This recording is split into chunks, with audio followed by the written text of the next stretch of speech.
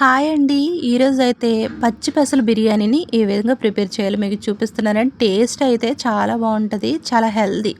పిల్లలకైతే చాలా హెల్దీ అండి. పచ్చి పెసలు అంటేనే మన స్కిన్కి ఏంటి, అలాగే మన హెయిర్కి ఏంటి, మన బాడీకి ఏంటి చాలా మంచిది.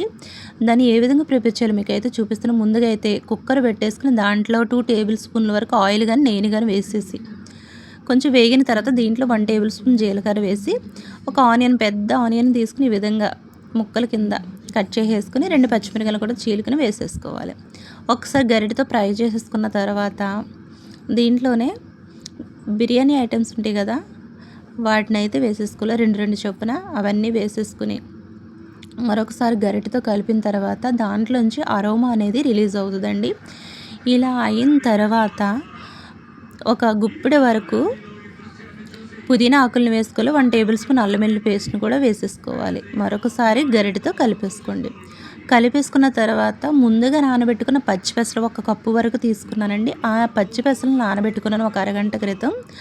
దాన్ని అయితే దీంట్లో యాడ్ చేసేసుకుని ఈ వేసుకున్న తర్వాత ఒకసారి దీనికైతే కనుక 1.5 టేబుల్ స్పూన్ సాల్ట్ని అయితే వేసేసుకుని ఈ పెసలకు పట్టడానికి సాల్ట్ని అయితే 1.5 టేబుల్ స్పూన్ వేసుకుని పసుపును కూడా 1 టేబుల్ స్పూన్ వరకు వేసేసుకుని 1 కప్పు పెసలకి 3 కప్పులు వాటర్ని అయితే యాడ్ చేసుకోవాలి. పైన 1 టేబుల్ స్పూన్ గరం మసాలా వేసేసుకుని కుక్కర్ మూత పెట్టి 3 విజిల్స్ వేయించినట్లయితే పచ్చి పెసలు చక్కగా ఉడికిపోతాయండి. ఇవి మూత తీసి ముందుగా నానబెట్టుకున్న రైస్ని అయితే దీంట్లో యాడ్ చేసేసుకుని దాంట్లో రైస్ ఒకసారి టేస్ట్ చెక్ చేసుకుని ఉప్పును కూడా యాడ్ చేసేసుకోండి. సాల్ట్ని కొంచెం యాడ్ చేసుకున్న తర్వాత కొంచెం కారం కూడా యాడ్ చేసుకుని 2 విజిల్స్ వేయించినట్లయితే వేడివేడిగా పొడిలాడతా పచ్చి పెసల బిర్యానీ అయితే రెడీ అయిపోతుందండి. పిల్లల లంచ్ బాక్స్లో ది బెస్ట్ అని చెప్తాను, అంత హెల్దీ.